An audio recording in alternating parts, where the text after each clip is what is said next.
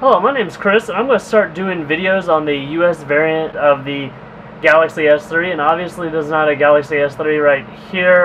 There's a HTC One X on AT&T. We have our S3 pre-ordered, but like most of you, we don't have one yet. Since I did travel in Europe with this, I wanted to share some of that experience. Today we're going to be talking about traveling to France and kind of what's the easiest way to avoid charges there.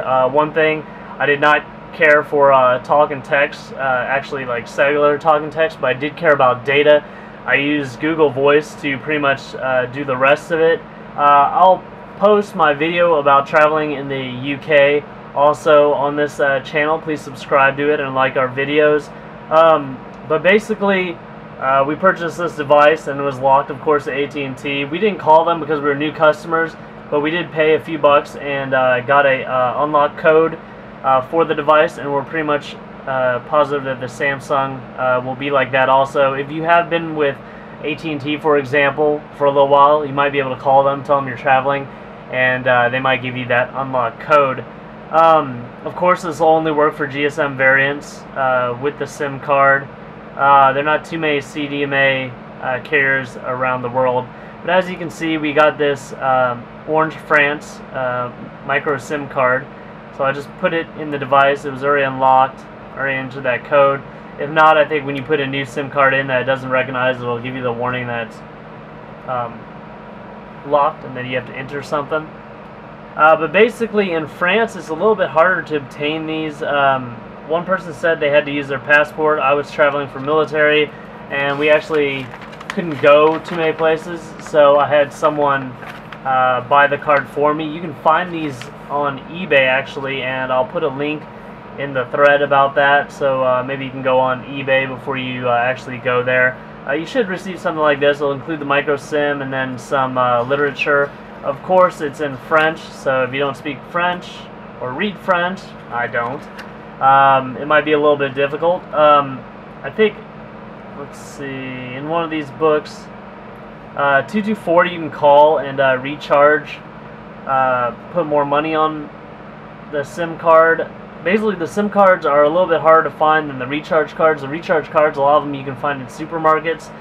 You can call 224. You can do this #123 code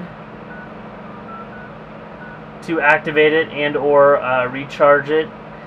You just call, and right now we're in the United States, and you see we're getting the 4G icon. It pops up a little menu with a few options. Like I said, if you can read French, good for you. This will be really easy for you. I actually had someone call the 224 number and talk to a customer service rep, and pretty much 12, I think it was 12 euros a month for unlimited web. They say they may terminate it after 500 megabytes is downloaded.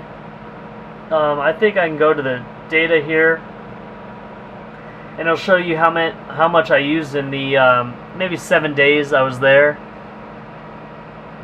So I carried this around, and I let people use it as a hotspot. So between June 1st and 8th, I used about 3.12 gigabytes. So if you're just traveling there for a little while, this will come in really handy. You can use Google Voice, get on the internet, Facebook, tag yourself everywhere. These cards, they only last for about 6 months, I think, once they're activated and you're not actively using them. So if your travels to France are more than 6 months long, you might just have to get a new SIM card. I don't think you'll be able to recharge it.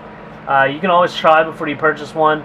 I would just purchase another one in case you make a secondary trip, just in case. It's better to have it than not to have it.